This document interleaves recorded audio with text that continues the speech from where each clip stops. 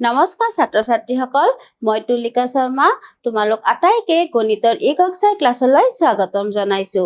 আজি আমি তোমালোকৰ পাঠ্যপুথিৰ তৃতীয় অধ্যায় সংখ্যাৰ সৈতে খেলা পাঠটিৰ আন এটি অংশলৈ আগবাঢ়িছো। এই অংশটিত কি আছে আমি চাওঁ আহা। গণিত যাদুৰ কথা কোৱা হৈছে। ইয়াতে কিছুমান ধুনীয়া ছবি দিয়া হৈছে। ইয়াতে দেখিছানে, ইয়াতে প্ৰথম ছোৱালীজনীয়ে কি কৈছে, 0ৰ পৰা 10ৰ ভিতৰৰ এটা সংখ্যা ভাবিব দিছে আৰু লগৰজনে কি ভাবিছে, 8 ভাবিছে।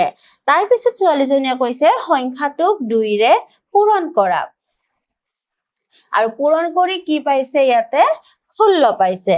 তাৰ পিছত কৈছে প্ৰাপ্ত সংখ্যাটোৰ লগত 2 যোগ কৰা আৰু যোগফলক 5ৰে পূৰণ কৰা। গতিকে 16 2 যোগ কৰোতে আমি 18 পাইছো, 18ক 5ৰে পূৰণ কৰোতে আমি কি দেখিবলৈ পাইছো, 90 পাইছো। তাৰ পিছত কি কৈছে, প্ৰাপ্ত সংখ্যাটোৰ পৰা 1 বিয়োগ কৰিব দিছে। 90ৰ পৰা 1 বিয়োগ কৰিলে আমি কি পাইছো, 89 পাইছো। ইয়াৰ এককৰ স্থানৰ অংকটো কি হ'ব? তেতিয়া বন্ধুজনে কৈছে 9 হ'ব।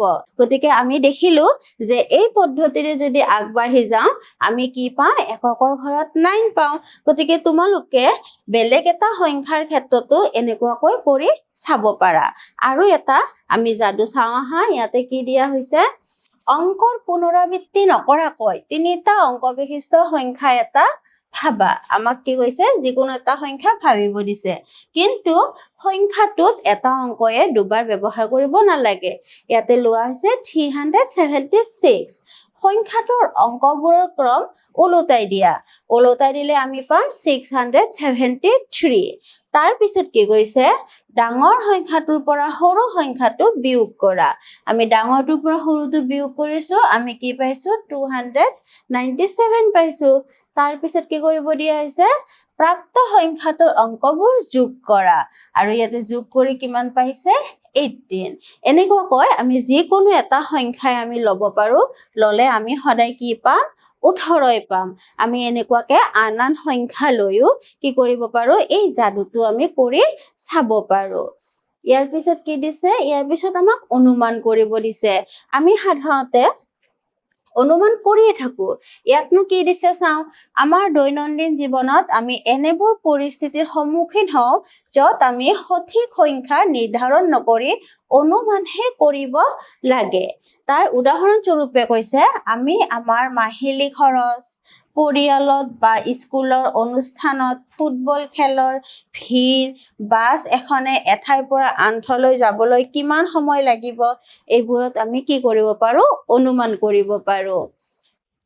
ইয়াতে কিছুমান অনুমান কৰিব দিয়া হৈছে, আমি অনুমানবোৰ কৰি চাওঁ আহা। তোমাৰ হাতৰ মুঠিটোত তুমি কিমান বাদাম ধৰিব পাৰিবা? ইয়াতে আমি আমাৰ হাতখনৰ ওপৰত নিৰ্ভৰ কৰিব। তোমালোক সৰু সৰু ল'ৰা ছোৱালী, গতিকে তোমালোকে এখন হাতত কিমানটা বাদাম ধৰিব পাৰিবা? নিশ্চয় তাক তুমি অনুমান কৰিব পাৰিবা। কোনোবাই 10টা পাৰিব, কোনোবাই 15টা পাৰিব। গতিকে এনেকৈ কি কোনোবাই হয়তো 20টাও পাৰিব পাৰে। আমি এনেকুৱাকে অনুমান কৰিব পাৰো। তোমাৰ শ্ৰেণীকোঠাত পাৰ হৈ যাবলৈ তুমি কিমান খোজ দিব লাগিব? তোমাৰ গোটেই শ্ৰেণীকোঠাটো যদি তুমি পাৰ হ'ব লগা হয়, কিমান খোজ দিব লাগিব? এইটো আমি অনুমান কৰি চাব পাৰো। কাৰোবাৰ হয়তো 35 খোজ হ'ব পাৰে, কাৰোবাৰ 40 খোজ হ'ব পাৰে। আমি এনেকৈ কিছুমান অনুমান কৰিব পাৰো। তোমাৰ শ্ৰেণীকোঠাৰ পৰা স্কুলৰ গেটলৈ যাবলৈ কিমান খোজ দিব লাগিব? সেয়াও আমি অনুমান কৰিব পাৰো। এয়া আমি ক'ব পাৰো, ধৰা 100 খোজ লাগিব বা 50 খোজ লাগিব। এইটো আমাৰ নিজৰ ওপৰত নিৰ্ভৰ কৰিব আৰু তোমালোকে কিমান অনুমান সঠিককৈ কৰিব পাৰা সেইটোৰ ওপৰত নিৰ্ভৰ কৰিব। তাৰ পিছত চোৱা, তোমাৰ স্কুলৰ বাগিচাত কেইজোপা ফুলৰ গছ আছে? আমাৰ স্কুলৰ চাৰিওফালে কিমান গছ আছে আমি হিচাপ কৰি উলিয়াব পাৰো। কিন্তু সাধাৰণতে কোনোবাই আমাক প্ৰশ্ন সোধাৰ লগে লগে কি কওঁ, যে প্ৰায় 10 ডাল মান আছে, প্ৰায় 20 ডাল মান আছে। আমি এনেকৈ কি কৰিব পাৰো, অনুমান কৰিব পাৰো। আধা ঘন্টাত তুমি কেইবাৰ চকু টিপিয়া?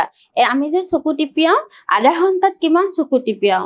আমি 30 বাৰো ক'ব পাৰো, আমি 35 বাৰো ক'ব পাৰো, বা আমি 25 বাৰো ক'ব পাৰো, 40 বাৰো হ'ব পাৰে।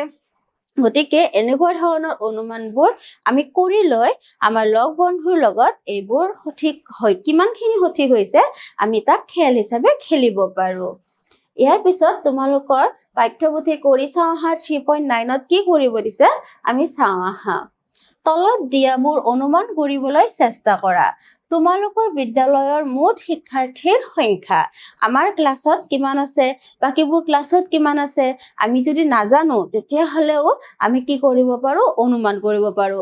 আমি অনুমান কৰি ক'ব পাৰো যে 5-6 জন আছে বা 6-6 জন আছে। আমি এনেকৈ কি কৰিব পাৰো অনুমান কৰিব পাৰো।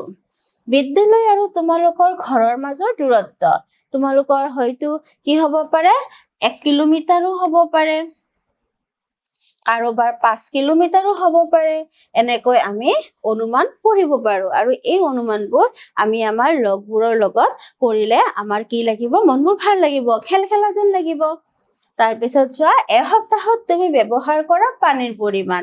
আমি পানী অনবৰতে ব্যৱহাৰ কৰি থাকো, খাওঁতে ব্যৱহাৰ কৰো, গা ধুওঁতে, কাপোৰ কানি ধুওঁতে, হাত ধুওঁতে আমি পানীৰ ব্যৱহাৰ কৰো। এনেকুৱাকৈ তুমিনো এসপ্তাহত কিমান পানী ব্যৱহাৰ কৰা?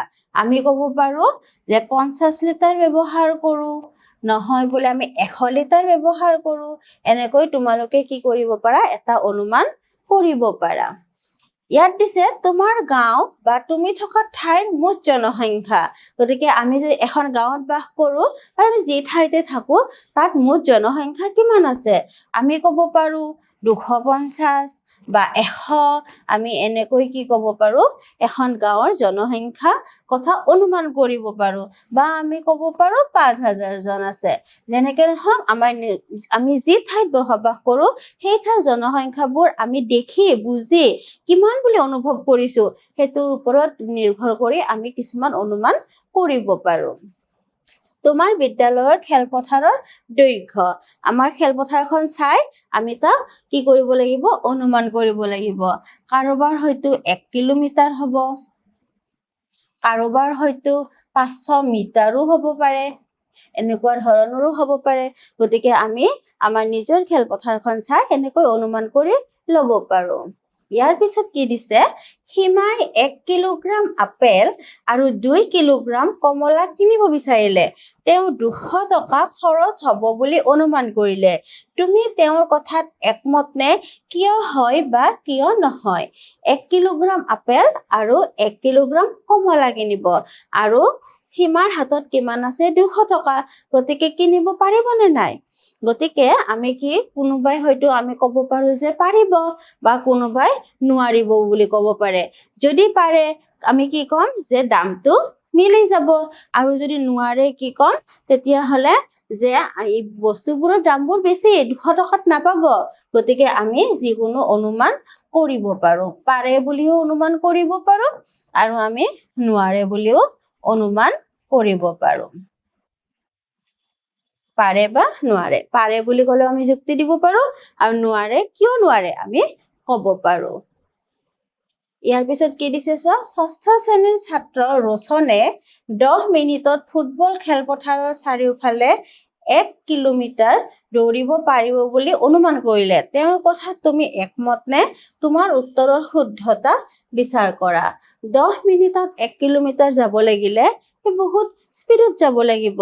গতিকে ৰোচন যদি এজন ভাল খেলুৱৈ হয় তেতিয়াহ'লে হয়তো পাৰিবও পাৰে আৰু নোৱাৰিবও পাৰে। সাধাৰণতে 10 মিনিটত 1 কিলোমিটাৰ দৌৰি যাব নোৱাৰে যেন লাগে।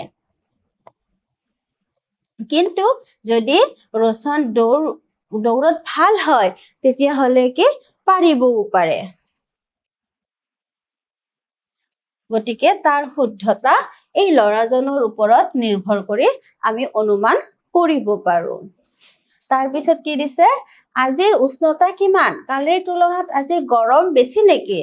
আমি কালি কিমান গৰম আছিলে আজি কিমান গৰম সেইটো অনুমান কৰিব পাৰো।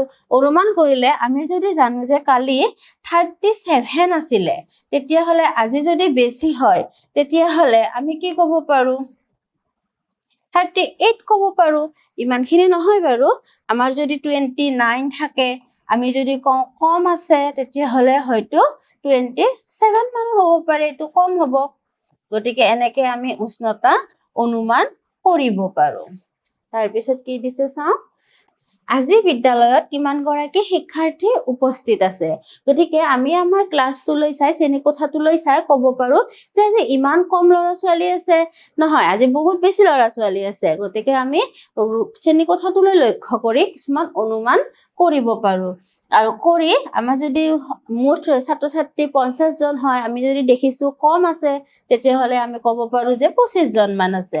আৰু যদি বেছি যেন পাওঁ, তেতিয়াহ'লে আমি ক'ব পাৰো 38 জন মান আছে। এনেকুৱাকে আমি কি কৰিব পাৰো, অনুমান কৰিব পাৰো। তোমালোকে এই অনুমান কৰি লগৰবোৰৰ লগত আলোচনা কৰিলে তোমালোকে নিশ্চয় ভাল পাবা। আজিলৈ এইখিনিয়ে, ধন্যবাদ।